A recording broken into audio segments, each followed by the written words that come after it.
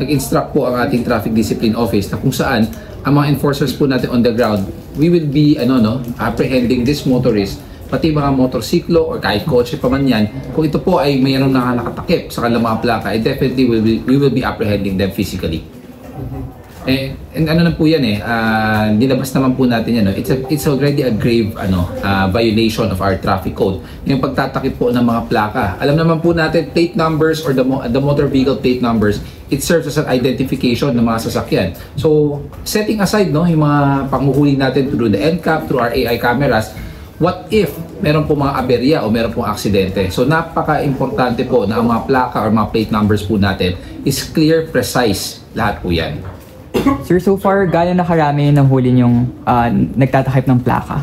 Well, based on the report naman na nakikita natin, we do not have yet the actual numbers, but we have already started apprehending since yesterday.